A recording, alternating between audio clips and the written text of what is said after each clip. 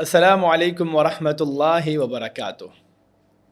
बिस्मिल्लाह वल्हम्दुलिल्लाह वस्सलातु वस्सलामु अला रसूलिल्लाह। अऊज़ु बिल्लाहि मिनश शैतानिर रजीम। बिस्मिल्लाहिर रहमानिर रहीम। वक़ालल्लज़ीना कफ़रू लौला उन्ज़िला अलैनल मलाइकतु औ नरा रब्बना। मोहतरम नाज़रीन, इंशाअल्लाह आज की इस वीडियो में हम कुरान करीम के 19वें पारे में से अहम तरीन बातों को जानेंगे। याद रखें कि अल्लाह अज़्ज़ा व जल्ला हमारे खालिक हैं, मालिक हैं, और कुरान मजीद उस अल्लाह की किताब है जो कि हिदायत पर मुश्तमिल है। वो अल्लाह जो सबसे ज़्यादा इल्म वाला, हिकमत वाला है। यकीनन उसके अहकामात को समझना और उस पर अमल करना, इसमें हमारी दुनिया और आखिरत की कामयाबी है। सूरतुल फुरक़ान चल रही थी और सूरतुल फुरक़ान में अल्लाह अज़्ज़ा व जल्ला ने इस पारे के तहत जिस मज़मून को, पहले मज़मून को ज़िक्र किया है, वो मुनकिरीन क़यामत के हवाले से है कि उनके कुछ एतराज़ात थे। मुनकिरीन क़यामत का पहला एतराज़ तो ये था कि ये जो रसूल है, जो अपने आप को रसूल कहता है, यानी मोहम्मद सल्लल्लाहु अलैहि वसल्लम, ये अपने साथ फ़रिश्ते क्यों नहीं लेके घूमता? अल्लाह ताला इन पर फ़रिश्ते क्यों नहीं उतारता जिनको हम खुद अपनी आंखों से देख लें? या फिर उससे बड़ी बात कि हम अल्लाह को क्यों नहीं देख सकते? अगर वो हमारा रब है तो हमें नज़र आए, हम उसको देखें तो हम ईमान ले आएंगे। तो अल्लाह अज़्ज़ा व जल्ला ने फरमाया कि फ़रिश्तों का इस वक्त तुम्हारा देखना वो तुम्हारे हक़ में बेहतर नहीं है, क्योंकि जब फ़रिश्ते नाजिल होते हैं तो फिर वादे का दिन पूरा हो जाता है, फिर वो क़यामत ही बर्पा होगी और फिर वो या अल्लाह की तरफ से अज़ाब आएगा तब फ़रिश्तों को तुम देख सकोगे, या फिर तुम्हें मौत आएगी तो फ़रिश्तों को देख सकोगे, या क़यामत बर्पा होगी तो तुम फ़रिश्तों को देख सकोगे। और जब ये तीनों में से कोई भी काम हो तो फिर वापसी का कोई रास्ता नहीं है। आगे फिर अल्लाह अज़्ज़ा व जल्ला ने जब क़यामत बर्पा होगी, ये जो ज़ालिम लोग हैं जिन्होंने हमेशा इनकार के रास्ते को इख्तियार किया, ये ज़ालिम व यौम यअद्दु ज़्ज़ालिमु अला यदैहि, क़यामत के दिन ये अपने हाथों को चबाएँगे और चबा चबा कर कहेंगे, काश हमने अल्लाह के रसूल का रास्ता इख्तियार किया होता, काश हमने अहले बातिल को अपना दोस्त ना बनाया होता, क्योंकि उन्होंने तो हमें गुमराह कर दिया। हमारे पास ज़िक्र आया था, अल्लाह के रसूल की नसीहत पहुँची थी, लेकिन उस पर हमने कान नहीं धरे, बल्कि हम तो मुनकिरीन के साथी बने रहे, जिसकी वजह से हमारा शुमार भी गुमराहों में हो गया। आगे फिर अल्लाह अज़्ज़ा व जल्ला ने रसूलुल्लाह सल्लल्लाहु अलैहि वसल्लम के बारे में फ़रमाया कि वक़ाल रसूल या रब्बी इन्न कौमी इत्तख़ज़ू हाज़ल क़ुरआन महजूरा। क़यामत के दिन अल्लाह के रसूल अपनी उम्मत के बारे में ये गवाही देंगे और कहेंगे, अल्लाह मेरी कौम ने इस क़ुरआन को छोड़ दिया था। मुशरिकीन मक्का का एक एतराज़ रसूलुल्लाह सल्लल्लाहु अलैहि वसल्लम पर यह भी था कि आप एक ही दफ़ा कुरान नाजिल क्यों नहीं करते, यानी अल्लाह अज़्ज़ा व जल्ला आप पर एक ही दफ़ा कुरान नाजिल क्यों नहीं करता, एक ही दफ़ा आप पर कुरान क्यों नाजिल नहीं होता? तो उसका जवाब अल्लाह अज़्ज़ा व जल्ला ने फरमाया कि ये इस वजह से है ताकि आपका दिल मज़बूत रहे, हम ठहर ठहर कर आप पर कुरान की आयतें नाजिल करते रहेंगे, ताकि इनकी तरफ से जितने भी एतराज़ात आएँ आप वक्तन फ़वक्तन उन एतराज़ात का जवाब कुरानी आयात के ज़रिए देते रहें। उसके बाद जो दूसरा मज़मून है इस पारे का, वो बुनियादी तौर पर इस सूरतुल फुरक़ान की आखिरी चंद आयात हैं जिनमें इबादुर रहमान का ज़िक्र किया गया है। व इबादुर रहमानिल्लज़ीना यमशूना अलल अर्दि हौना व इज़ा ख़ातबहुमुल जाहिलूना क़ालू सलामा। अल्लाह अज़्ज़ा व जल्ला ने यहाँ पर इस मुकाम पर अपने ख़ास बंदों की कुछ सिफ़ात का ज़िक्र किया है। आप ज़रूर इन सिफ़ात को गौर से सुने और फिर हम कोशिश करेंगे कि इन सिफ़ात को अपनी ज़िंदगी में वक्तन फ़वक्तन, गाहे गाहे शामिल करते रहें कि अल्लाह ताला के जो रहमान के जो बंदे हैं, ख़ास बंदे, वो क्या करते हैं? वो तवाज़ु इख्तियार करते हैं, वो जाहिलों से किनारा करते हैं, वो रात का क़ियाम करते हैं, वो अल्लाह ताला से जहन्नुम की पनाह तलब करते हैं, वो जब ख़र्च करते हैं तो एतदाल के साथ ख़र्च करते हैं, वो शिर्क से, नाहक कत्ल से और ज़िना से और झूठी गवाही से बचते हैं। ये वो लोग हैं जो लग़वियात से गुरेज़ करते हैं, ये वो लोग हैं जो कुरान से इस्तिफ़ादा करते हैं, ये वो लोग हैं जो अल्लाह से दुआ करते हैं कि अल्लाह उन्हें नेक बीवी और नेक औलाद अता फ़रमाए, और अल्लाह अज़्ज़ा व जल्ला इनकी दुआएं कबूल करेगा और उनको क़यामत के दिन जन्नत अता फ़रमाएगा। उसके बाद اس صورت کے اختتام پر سورۃ الشعراء کا آغاز ہوتا ہے۔ سورۃ الشعراء مکی صورت ہے جس میں اللہ عز و جل نے 7 انبیاء کی قوموں کی ہلاکتوں کا ذکر کیا ہے، اور اس میں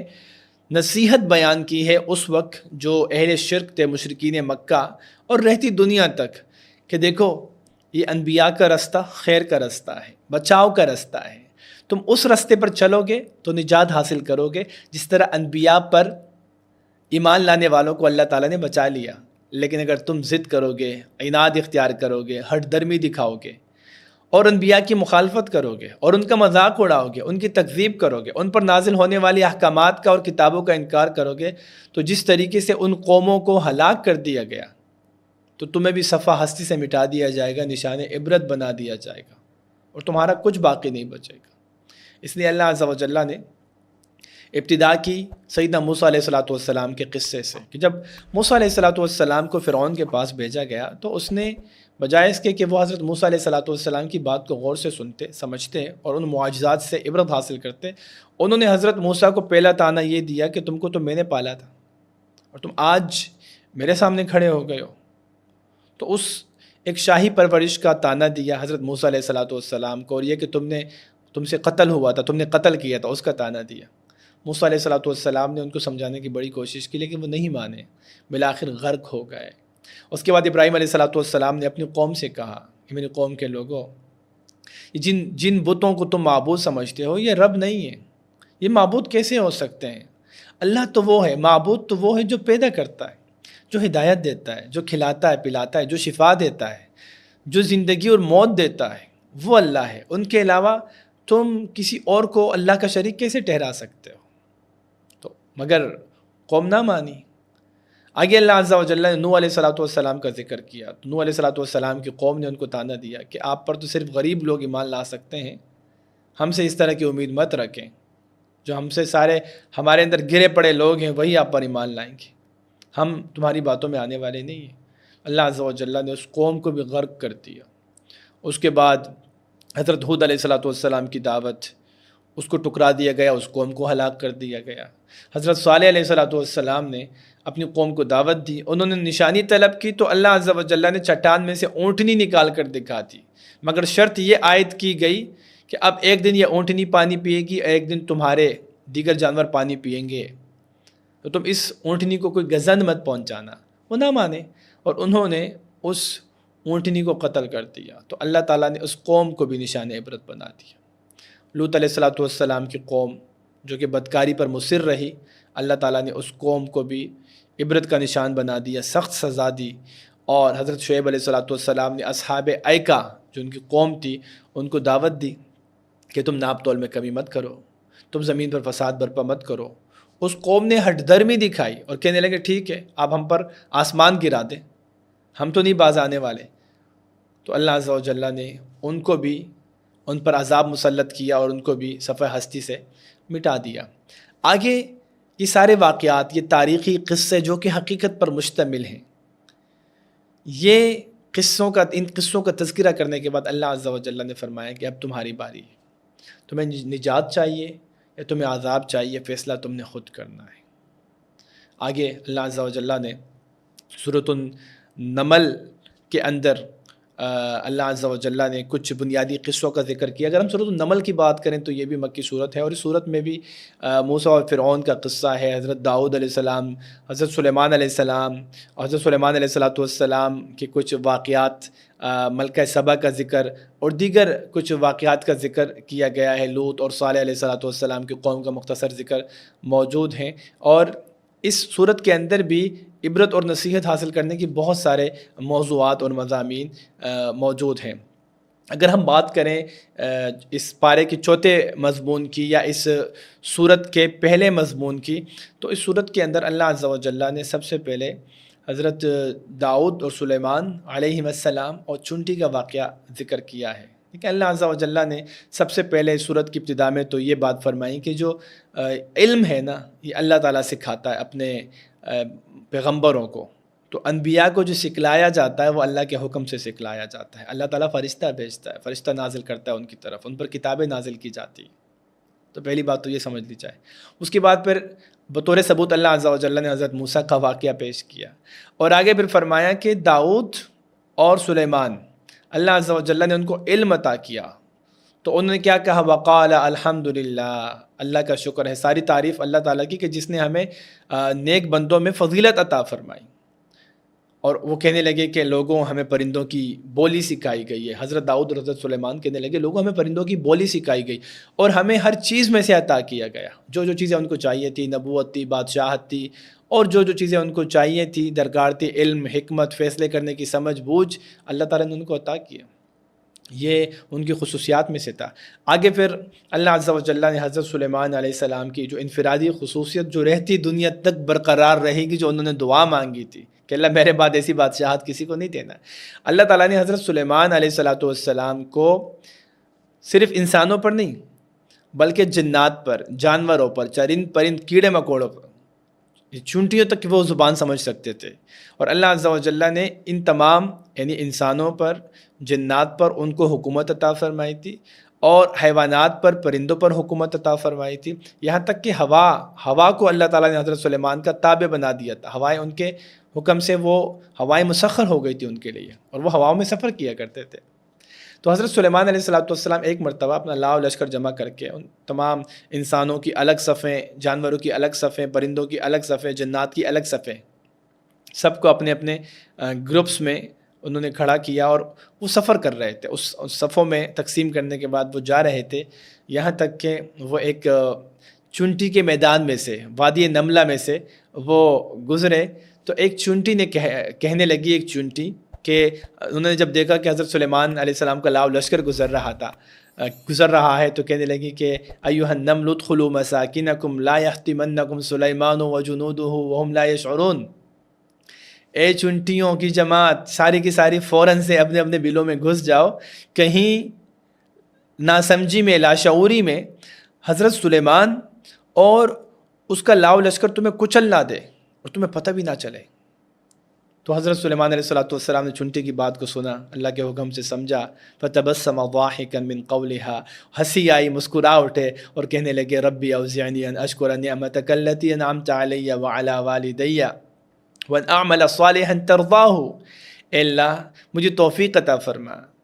کہ آپ نے جو مجھ پر یہ رحمت نازل کی ہے، آپ نے جو مجھ پر نعمتیں کی ہیں، انعامات، احسانات، فضل اپنے مجھ پر کیے ہیں، یا اللہ مجھے اس کا شکر ادا کرنے کی توفیق عطا فرما، اپنے والدین کا شکر ادا کرنے کی توفیق عطا فرما، اور نیک اعمال کرنے کی توفیق عطا فرما۔ اس کے بعد جو اس پارے کا سب سے آخری مضمون ہے وہ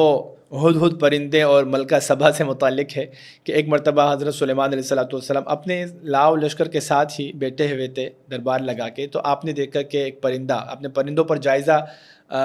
کا جائزہ لیا، ایک نظر ڈالی پرندوں پر، تو آپ نے دیکھا کہ ایک پرندہ ہدہد غائب ہے۔ آپ کہنے لگے ما لی لا ارا وتفقد الطیر، جائزہ لیا، ایک طائرانہ نظر ڈالی پرندوں پر، اور کہنے لگے کہ ما لی لا ارى الہدہد، مجھے کیا ہو گیا، مجھے ہدہد پرندہ یہاں نظر کیوں نہیں آ رہا؟ ام کان من الغائبین، یا واقعی وہ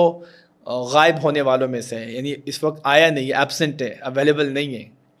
پھر کہنے لگے کہ اچھا مجھے بتائے بغیر ہدہد پرندہ چونکہ نہیں ہے، اب یہ آئے گا تو یا تو یہ وجہ بتائے، ریزننگ دے، جسٹیفائی کرے اپنی ایبسنس کو، یا اگر وہ ایسا نہیں کرتا تو میں اس کو سخت ترین سزا دوں گا اور اس کو ذبح کروا دوں گا۔ تو تھوڑی دیر گزری تھی کہ ہدہد پرندہ واپس آتا ہے اور کہتا ہے کہ اے سلیمان، میں ایک ایسی خبر لے کر آیا ہوں جو آپ نہیں جانتے،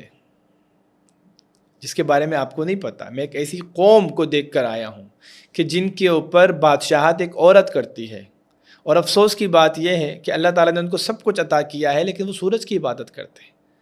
پھر وہ افسوس کا اظہار کرتے ہیں کہ وہ اس اللہ کی عبادت کیوں نہیں کرتے جس اللہ نے ان کو پیدا کیا، اور اس اللہ کی کچھ صفات کا وہ ذکر پھر ہدہد کرتا ہے۔ تو حضرت سلیمان علیہ السلام ہدہد پرندے کی ذمہ داری لگاتے ہیں کہ تم جاؤ اور میرا یہ خط پہنچا دو۔ تو ہدہد پرندہ جاتا ہے اور ملکہ کے پاس اس خط کو پھینک دیتا ہے۔ ملکہ وہ خط پڑھتی ہے جس میں لکھا ہوتا ہے کہ انہ من سلیمان و انہ بسم اللہ الرحمن الرحیم، کہ یہ خط جو بادشاہ سلیمان کا خط ہے، اور پھر اللہ کے نام کے ساتھ اس خط کی ابتدا ہوتی ہے، اور اس میں ان کو حکم دیا جاتا ہے کہ بھائی میں تمہیں یہ حکم دیتا ہوں کہ تم فرمانبردار ہو کر میرے پاس آ جاؤ اور اسلام قبول کر لو۔ چنانچہ ملکہ وہاں پر مشاورت کرتی ہے اپنی قوم سے، اپنے سرداروں سے۔ تو سردار کہتے ہیں ہم بڑے طاقتور قسم کے لوگ، جنگجو قسم کے لوگ ہیں، ایکسپرٹس ہیں، اگر آپ ہمیں اجازت دیں تو ہم لڑیں گے ان کے خلاف۔ لیکن ملکہ کہتی ہے کہ نہیں، بات یہ ہے کہ یہ جو بادشاہ ہوتے ہیں نا، یہ جب کسی قوم میں داخل ہو جاتے ہیں تو عزت دار لوگوں کو ذلیل کر دیتے ہیں، ذلیل کر دیتے ہیں۔ اور ہم ایسا کرتے ہیں کہ ایک ہیلا یہ کرتے ہیں، ذرا دیکھتے ہیں کہ جو بادشاہ سلیمان ہے یہ دنیا چاہتا ہے یا واقعی اللہ کا نبی ہے، تو میں ہدیہ بیچتی ہوں، اگر وہ ہدیہ قبول کرے گا تو سمجھ جائیں گے، پھر ہم فیصلہ کوئی لے لیں گے کہ ہم نے لڑنا ہے یا نہیں لڑنا۔ تو حضرت سلیمان علیہ السلام کے پاس وہ ایک قاصد جاتا ہے ہدیہ کا پیغام لے کر۔ حضرت سلیمان علیہ السلام اس کو تنبیہ کرتے ہیں کہ دیکھو اللہ کا دیا سب کچھ ہمارے پاس ہے، ہمیں کچھ نہیں چاہیے، ہمیں صرف تمہارے اسلام سے مطلب ہے کہ تم فرمانبردار ہو جاؤ، اسلام قبول کر لو، اللہ کے ساتھ کسی کو شریک مت ٹھہراؤ۔ چنانچہ جب قاصد وہ پیغام لے کر واپس ملکہ سبا کے پاس آتا ہے تو ملکہ سبا جو ہے وہ فرمانبرداری میں آنے کو بہتر سمجھتی ہے اور اس کا فرمانبرداری میں آتی ہے اور پیغام بھجوا دیتی ہے کہ وہ حضرت سلیمان کے پاس آ رہے ہیں۔ اسی اثناء میں حضرت سلیمان علیہ السلام جو ہے وہ اپنے لوگوں سے پوچھتے ہیں کہ ملکہ تو آ رہی ہے لیکن اس کا جو تخت ہے بہت بڑا، تو اس کے آنے سے پہلے تم میں سے کون اس تخت کو پہنچا سکتا ہے؟ تو ایک شخص ہوتا ہے، عفریت ہوتا ہے، جنات میں سے ایک عفریت ہوتا ہے، کہتے ہیں کہ اے بادشاہ، اے نبی سلیمان، آپ یہاں سے اس مقام سے اٹھیں گے نا، اس مقام سے اٹھیں گے تو آپ کے اٹھنے سے پہلے وہ تخت میں پہنچا دوں گا۔ وہاں پر ایک اور اللہ والا شخص ہوتا ہے جو کہتا ہے کہ آپ اس سے قبل کے پلک جب گائیں اس سے پہلے تخت حاضر ہو جائے گا۔ چنانچہ پھر وہ تخت حاضر کر دیا جاتا ہے اور پھر بالآخر وہ ملکہ سبا جس کو بلقیس کے نام سے بھی جانا جاتا ہے وہ آتی ہے اور وہ بالآخر فرمانبرداری اختیار کرتی ہے، اسلام قبول کرتی ہے اور اپنی ماضی کے اوپر شرمندگی کا اظہار کرتی ہے۔ تو یہ اس پارے کا 5واں اور آخری موضوع تھا۔ اس پارے سے جو اہم ترین باتیں ہمیں سیکھنے کو ملتی ہیں ان میں سے پہلی بات تو یہ ہے کہ جو عباد الرحمن کی صفات ہیں نا وہ اپنے اندر آہستہ آہستہ ہمیں پیدا کرنے کی ضرورت ہے۔ اسلام بتدریج نازل ہوا ہے اور ہم اپنے اندر ان چیزوں کو آہستہ آہستہ ہی انسٹال کر سکتے ہیں۔ دوسری بات یہ کہ انبیاء کے کرام کے جو قصے ہیں نا ان میں بڑی نصیحت کی باتیں، حکمت کی باتیں ہیں، تو انبیاء کے قصوں کو مستقل ہمیں پڑھنے کی ضرورت ہے، اور جتنی دفعہ ہم غور و فکر کریں گے، تدبر کریں گے تو ہمیں بہت ساری باتیں سیکھنے کا موقع ملے گا۔ اس میں عبرت کا سامان بھی ہے، اس میں نجات کی راہیں بھی ہیں، اس میں جنت میں داخل ہونے کے جو اللہ عز و جل نے اسباب بتائے ہیں، ہم سب یہ ساری چیزیں سیکھ سکتے ہیں۔ تیسرا فائدہ اور تیسرا سبق جو اس آخری پارے میں سے، اس اپنے 19ویں پارے میں سے ہم سیکھ سکتے ہیں وہ یہ ہے کہ اگر ایک چونٹی اپنی قوم کی فکر کر سکتی ہے تو انسان تو اشرف المخلوقات ہے، اور ایک مسلمان کیوں نہ امت محمدیہ صلی اللہ علیہ وسلم کی فکر کرے۔ تو ہمیں بھی امت کے لیے کچھ کرنا ہے، لوگوں کی زندگیوں میں ویلیو ایڈ کرنی ہے، کنٹریبیوٹ کرنا ہے، اپنا کردار ادا کرنا ہے۔ اور آخری بات کہ حضرت سلیمان علیہ السلام اور ہدہد کے اس واقعے میں ہمارے لیے نا کمیونیکیشن سکلز کی بہترین ٹولز موجود ہیں، یعنی ہم کس طریقے سے گفتگو کر سکتے ہیں، گفتگو کرنے کے ایک انداز۔ اس پورے واقعے کو آپ دیکھیں اور اس میں آپ کو دیکھیں بہت سارے آپ کو ہیرے جواہرات ملیں گے، حکمت کی باتیں ملیں گی کہ ہمیں کس طرح کی بات کرنی ہے۔ اس میں کانفیڈنس ملے گا آپ کو، اس میں آپ کو ادب و آداب کا خیال ملحوظ جو رکھا جا رہا ہے وہ ملے گا، اور حضرت بادشاہ کے ساتھ بات کرنے کا طریقہ اور بادشاہ کی اپنی رعایا پر نظر، اور یہ پوری چیزیں، اور جو بڑے لوگ ہوتے ہیں ان کو اللہ تعالیٰ نے بڑی حکمتیں دی ہوتی ہیں، وہ ساری چیزیں آپ کو ملیں گی۔ تو اس کے ساتھ ہی ہم اپنے 19ویں پارے کا اختتام کرتے ہیں۔ آپ سے ملاقات ہوتی ہے اگلے پارے کے ساتھ کل۔ سبحانک اللہم و بحمدک، نشہد ان لا الہ الا انت، نستغفرک و نتوب الیک۔